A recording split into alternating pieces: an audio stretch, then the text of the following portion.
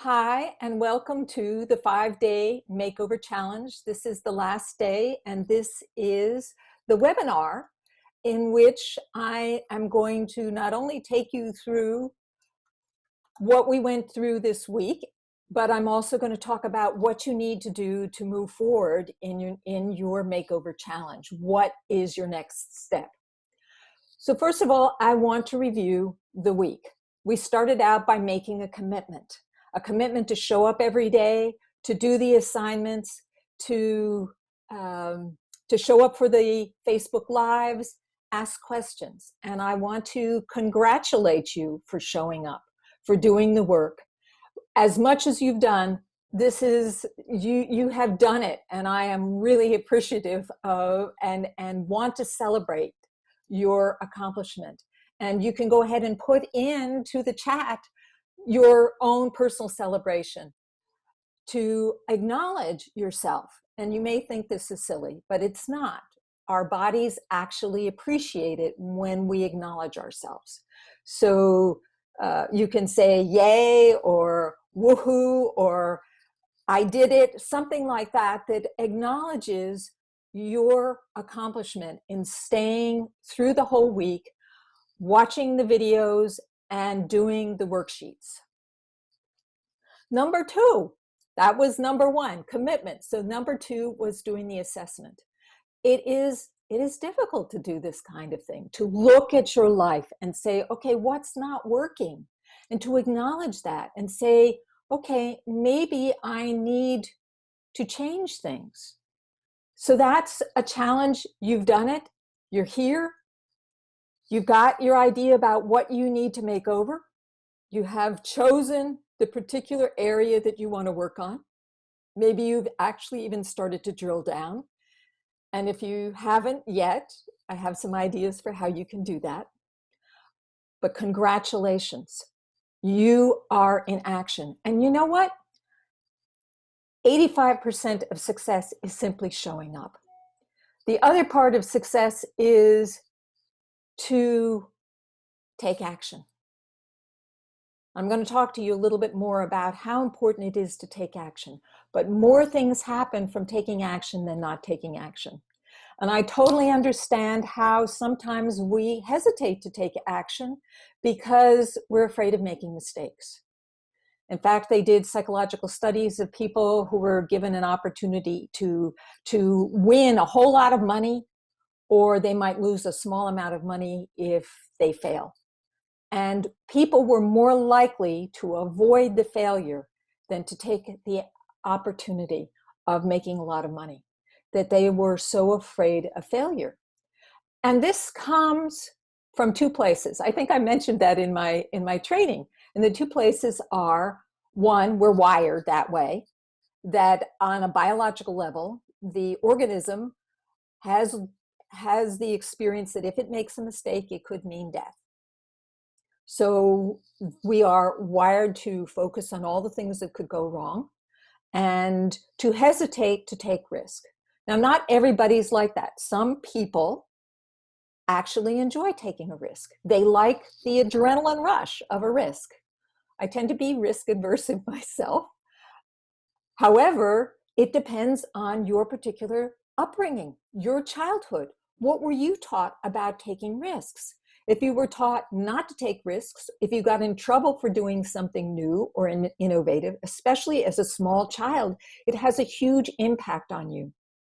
If your parents punish you for doing something adventurous that they don't like, then that starts to tamp down some of your adventurousness. So here you are, you have taken the risk of showing up every day. And you've taken the risk of looking at yourself and figuring out what it is that you want to change. Now, the next area that we worked on was blocks and barriers.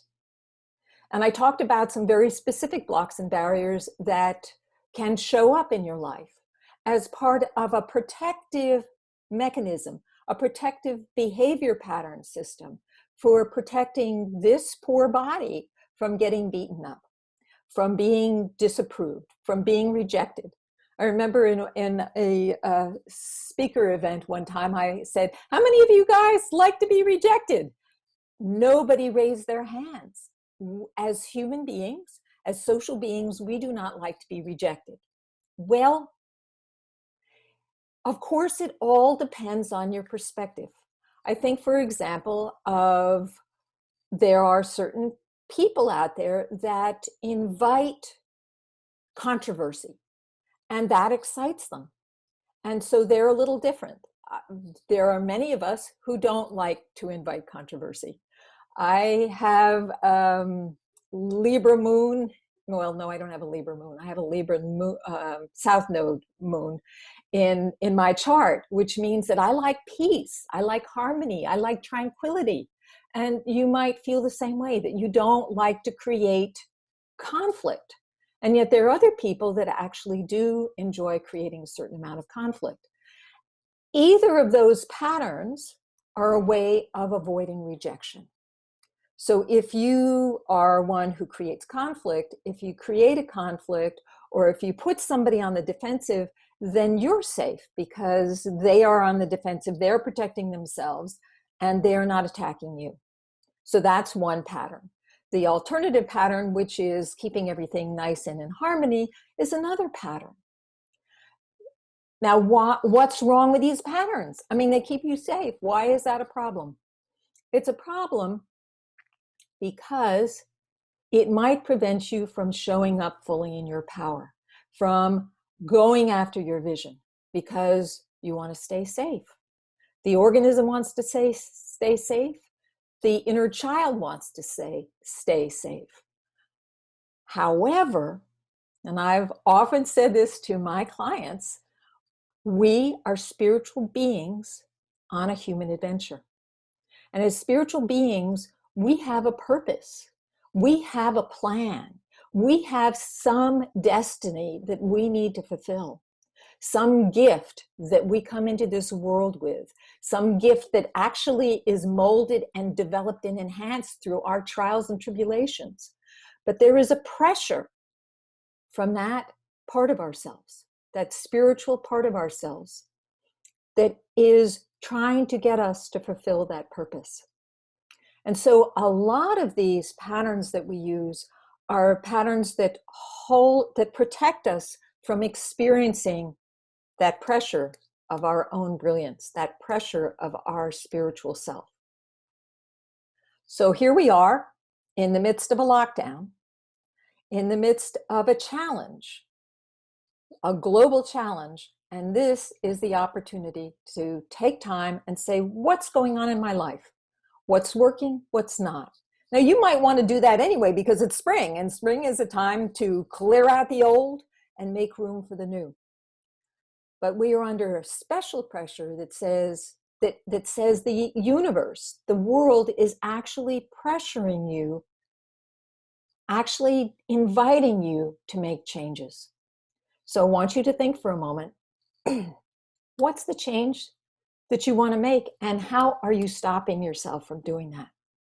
And again, I want to congratulate you for showing up, for going through the worksheets and filling out the forms and circling the patterns or behaviors that have been holding you back. Awareness is the first step.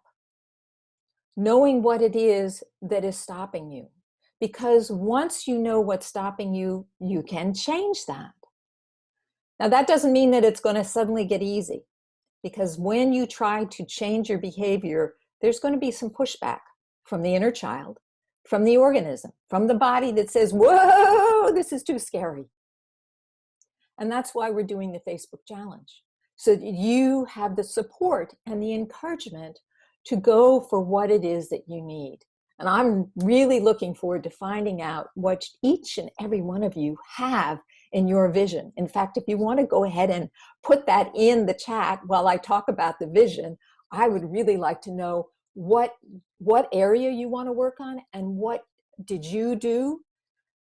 And this is the fourth day, is what was your vision? Did you go and do the meditation, the future visioning, that found out what it is that you wanted to bring into your life in 10 years.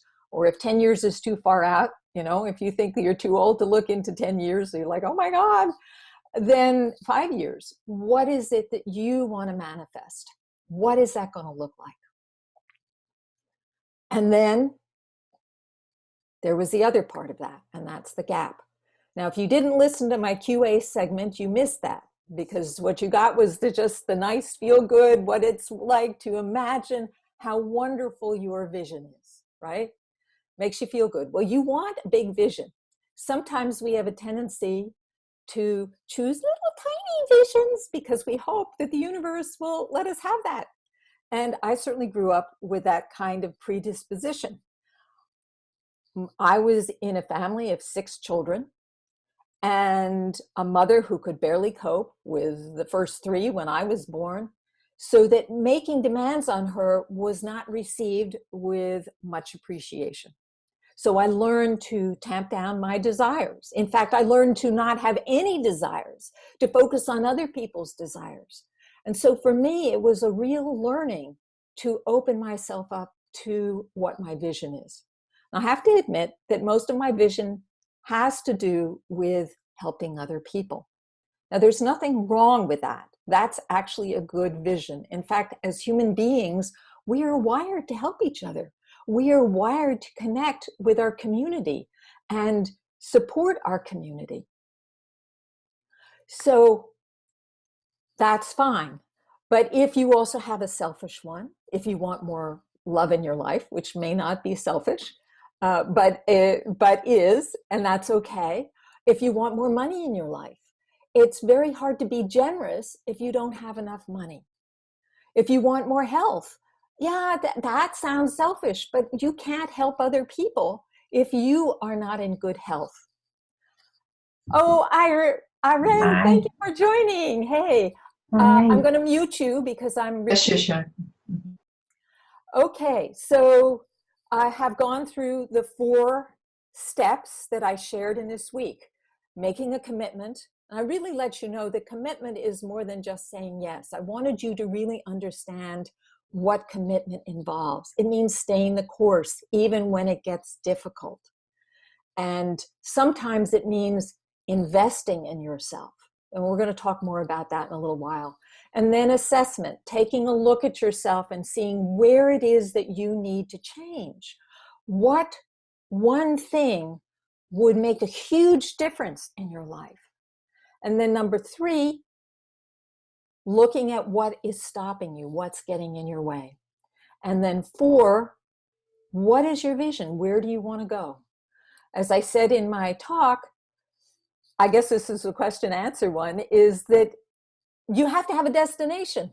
If you start out on a journey and you have no destination, you could end up anywhere. So the vision is the destination. Like, oh, I want to go to New York City. Well, you don't really want to go to New York City, but not right now. Maybe somewhere else. Maybe you want to go from New York City to San Francisco. Well, you need to have your destination. And once you have the destination, then you have an idea of what you need to get there. So if you need to get to San Francisco from New York, you know that it's about 3,000 miles. And if you go by car, it's going to take about 43 hours. But if you go by plane, it's actually going to take only 6 hours. And with the time change, it feels more like 4 or 3. I forget what. It seems a lot. It feels like 6 hours, but when you arrive there, it's much earlier. So you want to look at the gap, where you are now and where you need to get to. And that gives you the layout, the map. So I want to ask you right now, and I want to invite you to put into the chat your answer to this question. What are the 3 things that you need to create for yourself? What do you need in order to move forward with your vision? What is essential? Such as, do you need, well, I'm going to let you figure this out for yourself for a minute, and then I'm going to share with you what you might need. But thinking about what it is that you want to do, What's holding you back? What do you need? Do you need tools? Do you need a group of people to support you? I remember when I started making community access TV, when I was doing that in San Francisco, I needed a crew. I couldn't do it all myself. And so that was what I needed. And how would I go about getting that crew? And when I started making my documentary, I learned very quickly that I could not do it all alone. I showed up to my first interview with my camera, and I set up the camera and I started talking. And when I got home and looked at my recording, she was mostly out of the screen because I wasn't watching the camera, because I didn't believe that I could watch the camera and connect with her at the same time. Irene, learn to make cool videos and Facebook Lives. A producer. Awesome. So that's what you want. What do you need? So what do you need in order to do that? To make cool videos? You might need, what I found when I started doing Facebook Lives is I needed a smartphone. That it did not work as well to do it on computer. And I actually invested, would you believe, in a smartphone in order to do that. So what do you need to move forward with your vision? Anybody else want to type in there, what do you need? Do you need training? Do you need a team? Do you need money? What do you need? What tools do you need to move forward? Do you need a car? If you're going to go from New York to San Francisco and do you need a car? Are you going to walk? Are you going to take a bicycle? What do you need to get there? So I'm inviting you to take a risk here and go ahead and write in here, need a coach. Thank you, Irene.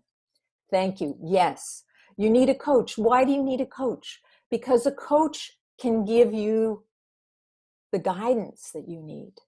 Yes, you can learn a lot from books, but there are some things that you cannot learn from books.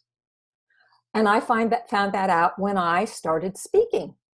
You can learn a lot from reading, but you cannot learn how to speak without speaking. And then you need constructive feedback. And in fact, I joined Toastmasters in order to get that feedback. And I also learned from a lot of coaches. Now here's somebody else. I am in the Lions. As you know, we serve. At this time, it's difficult serving with only phones and computers. I like face-to-face. Well, thank you for coming in. And so here you are used to connecting face-to-face, and you are being invited to step into a new modality, to step into a new realm of interaction. And it's challenging, isn't it? But it's a way to grow. It's a way to step up at a different level. And it's interesting to learn how to speak on Zoom or to speak on Facebook Live. But guess what? You can reach a whole lot more people than you can in the Lions Club. You can have a more global influence. And I think one of the things that we're learning right now in this particular challenge is that we are a global community and that we can have a global impact. In fact, I want to tell you, Irene does not live in the United States. She's coming in from outside. Yay, hooray, Irene, for doing that. You are awesome. I know a lot of you are coming from different parts of the country. If I was doing this only to my Toastmasters group, well, actually now you can come because we're on Zoom now too. But we live in an amazing time when we actually can communicate even though we're on lockdown. We can still see each other. So maybe 1, 2, 3, 1, 2, 1, 3, maybe what you need to move forward with your vision and purpose is to master the new technology, because we don't know how long this is going to last. Is your Lions Club on Zoom? Have they stepped up? Are they continuing to interact with each other? And if not, why not? What's holding you back? What's the barrier? If I can learn how, you can learn how. And by the way, Zoom is super easy.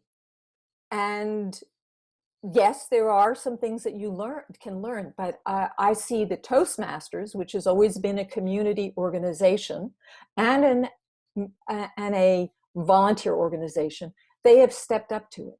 So what about you, 1213? Can you become a leader? Is this your mission, to influence your club so that it can continue to provide service, to make a difference to people? Maybe the universe is inviting you to have a slightly different vision, to adapt your vision. So how about the rest of you? What do you need to move forward? What is your next step? What tools, what direction, what resources do you need to move forward with your vision? And I'm inviting you, I've heard from there are two people who haven't posted yet. I'm inviting you to go ahead and say something, because this is part of what you need, which is courage. One of the things that I learned in stepping into my brilliance, stepping into my purpose, was that I needed courage, that I needed to cultivate that courage. I needed to take risks. I needed to take the risk that somebody was going to look at what I wrote and say, oh, well, that was dumb. So go ahead and post your comments right now. I'm going to wait for a few more minutes and see what it is that you have to say. What do you need to move forward with your vision and purpose?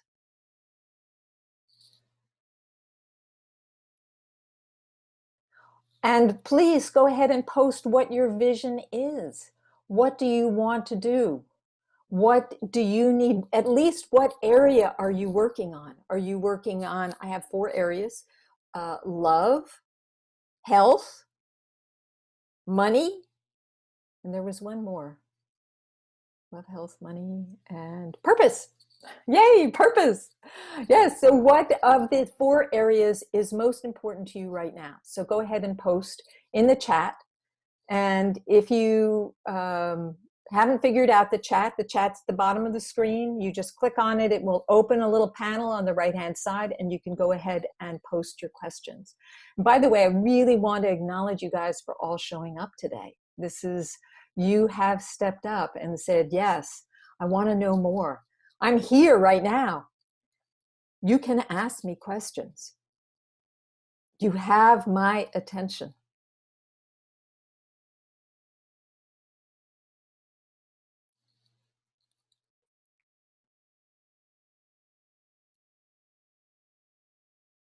What's your vision? What are your barriers? What do you need to move forward? You can answer any 3 of those questions. Be bold.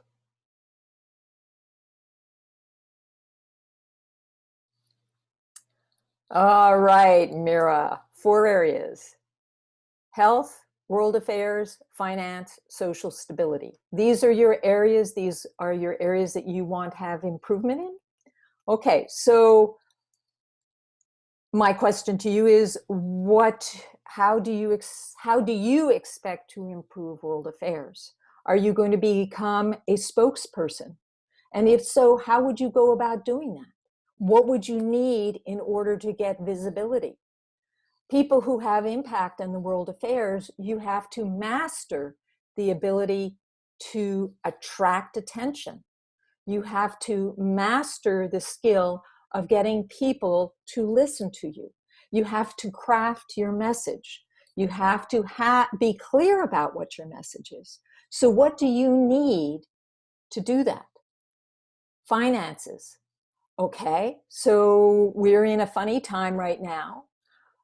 Can you think out of the box? I mentioned this in the training. How can you bring finances into your life? How can you increase your income? How can you take advantage?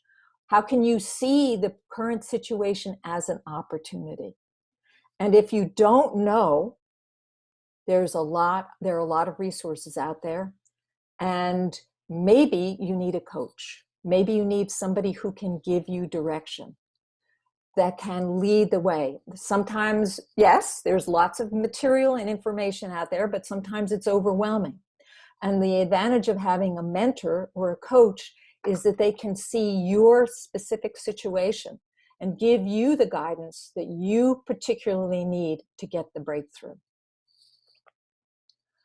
So social stability, is this also global? Is that what you're talking about? Do you want, or do you mean social stability in your own life? Do you want to make sure that your friends are always there when you need it? That's something that you can learn yourself through checking in with your heart. And the other way is is trial and error. That's the way you learn. I have actually gone through a lot of different, now I'm answering some other question here. I'm answering Irene's question. And she said, how to find out if a coach is the right one? I've had many, and not so many were very qualified ones. This is a really good question. I've had many coaches, and some of them have been more helpful than others. I always look to myself first. What can I get out of that coach or that coach learning process? How can I benefit? And there's always been some sort of benefit. Now part of this has been my whole life approach, is to get the most out of whatever I had. I remember going to see psychotherapists, and I mean, they were really pathetic psychotherapists, and yet whatever they gave me, I used it the best I could, because that was my commitment to myself. Hey, I paid the $50. We're talking years ago.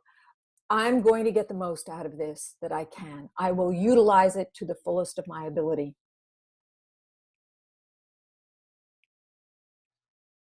Yes, so Iran, yes, there are coaches out there that know how to market. And you've been sucked into their marketing. I've had that experience too. And I understand that. And that doesn't mean that they have the answer for you. But Iran, what I have found out for myself is part of the limitation is yourself.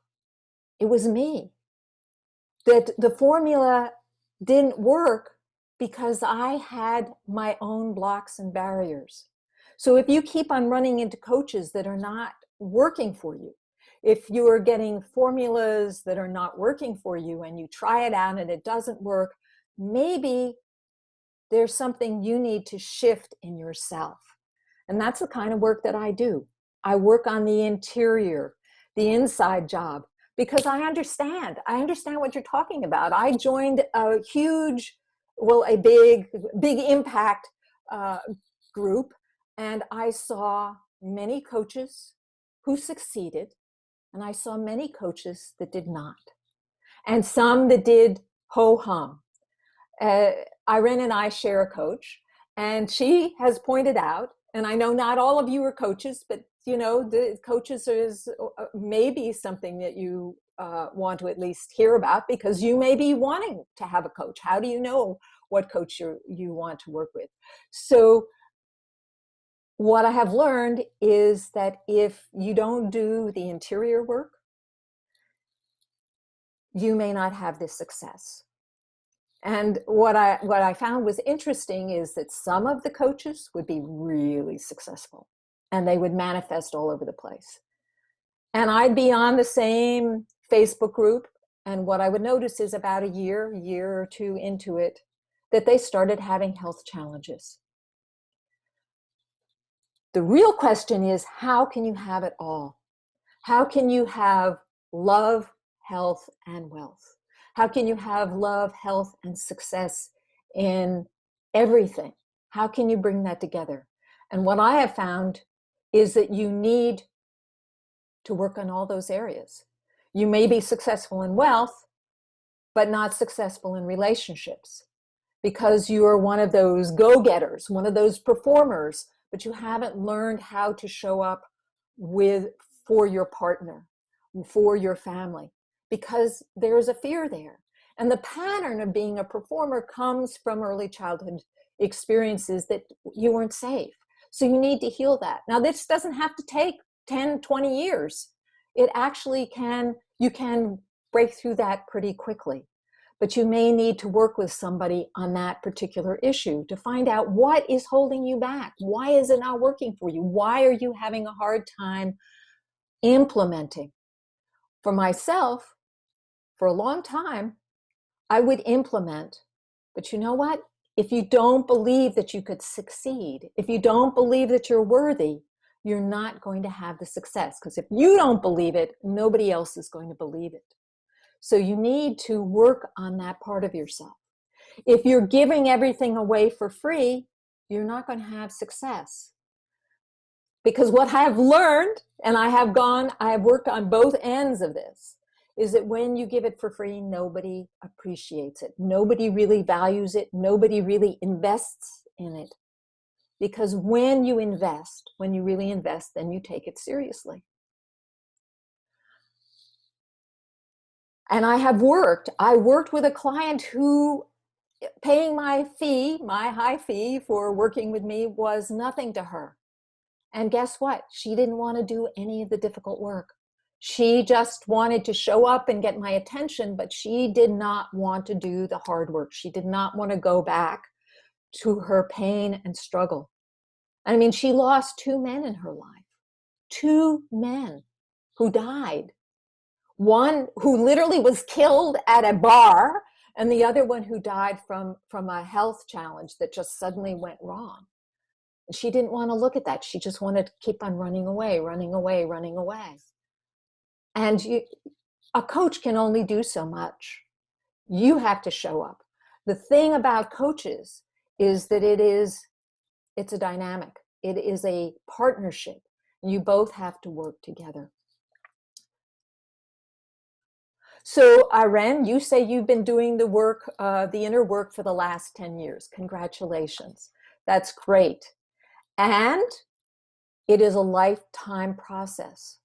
So each new challenge is part of your challenge. You may have taken care of some of it, but there may be some that's still holding you back. I don't think you ever get completely free until you die. I'm sorry. It's like that's part of the journey. And that when you are trying to move to the next level in your journey, it's going to bring up a whole new area of fears and concerns. So you may have to get another coach, and you may have to get another coach. So you had asked, well, how do you know if the coach is right? Well, you want to listen to them. You want to hear them out. Do they resonate? Do they excite you? And do you listen to them? Do you respect them? Can you open up to what they're telling you? Because they can't change you. There is no magic pill that will transform you. You know, like in Alice in Wonderland, where you take the pill and suddenly you grow large. No, we don't have that. You actually have to make the change yourself. So Irene, you are awesome for sharing your frustration and for sharing your challenges. And I'm going to share with all of you an opportunity. But before I do that, I want to tell you about my own approach, my own story. So I have been on this coaching path since I gave up the filmmaking path. And by the way, I haven't completely given that up. It's just that I realized that that actually is a more risky business than being a coach, because you have to lay out a whole bunch of money before you see the returns. And I just didn't want to do the shoestring approach anymore. If I'm going to make another film, I want a paid crew. And even when I was doing a shoestring, it was over $40,000 to bring out my films. And that was just to finish them. That wasn't even to promote them. So I don't recommend that. So I decided to become a coach because actually I was already on that journey. My film series was called Secrets of Life and Death. And my mission since I wrote my PhD was to wake people up to their true purpose, to wake people up to the amazingness of this life and how this is an opportunity for fulfilling, for stepping truly into who you are. And my mission is not only to wake you up, but to help you along the way. And that's where the coaching comes in. Now, for many years, I worked with people around grief and loss. And I was really successful. I really could help people to get over the emotional trauma of losing a partner. The problem I found was that they did not have a vision afterwards. They had the motivation because they were suffering to do the work, to get through the trauma, to get through, and they learned a lot about themselves. But then they didn't take that next step into their vision. And that's where I'm working now, because I realize that this universe, this world right now needs us to be living our brilliance, to be sharing our gifts. And Irene, I know that you have awesome, awesome gifts. So what did I do? I signed up for the coaching classes, the coaching courses. And I just went full in, and I am a risk taker in terms of putting myself out there and putting myself on the line and failing. And by the way, I hate failing. And yet I pick myself up and I try again and again and again. I do not give up. I persevere. So recently, and not so recently, I decided to work with a new coach because the programming, the pattern, the model I was using was not working for me. So the statistics on coaching is that 90% of new coaches fail, that they are out of business in 2 years. So then the other 10%, 60% of them make $30,000 or less. And that's where I was. And that's where a lot of my friends are. And I have a lot of coaching friends because I belong to a Toastmasters group where they are all coaches. And they are struggling. Why? Because the model doesn't work.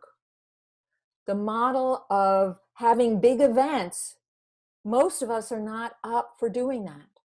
And in fact, a lot of the people who have been doing the big events are like one event away from being in bankruptcy. And one of my coaches, who is this amazing speaker, and she, had a 5-figure program, and I took it, she's out of business. She is no longer in business because the expenses of her model were too great for her return. So that model doesn't work. So I'm working with another coach who has a model that works. I can see that it works. And what I like best about it is it means that there's also a lot of time for myself. Is there a learning curve? It's amazing. But I have learned so much from her that it is totally worth it. Did I have to invest a lot of money? Yes, I did. Am I happy that I did it? Totally. And so I am inviting you to say to yourself, what do you need? Do you need a coach? Are you ready to take that step? But I'm not asking you to do that yet. What I'm asking you to do, what I'm inviting you to do, because I celebrate everything that you've done so far, that you've stepped up for yourself, that you are in the game, is to go the next step. I want you to invite you into my container. These are hard times. It helps to have somebody who can hold you, that can nurture you as you step into your power, that has been out in the trenches, that knows what you've been going through, and that can nurture you face to face. So here's what I'm going to offer you. I'm going to offer you a Find and Launch Your Purpose session. This is a free session. And I'm going to put in the chat box where you can go to sign up for this free session. And in this session, we're going to go over all your answers to all those worksheets.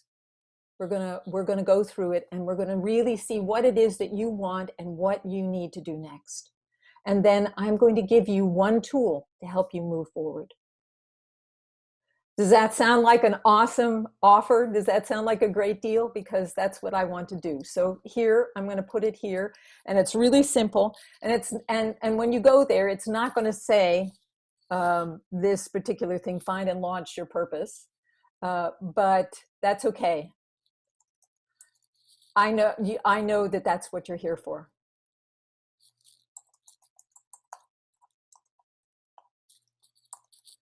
So it's all you have to do is www.meetwithdrmichelle.com, and you can go ahead and schedule time with me. And the time provides up to a half hour, and I'm there for you. I want to help you move forward. It is my purpose. It is my vision to empower other people like you to step into your purpose. However I can do that.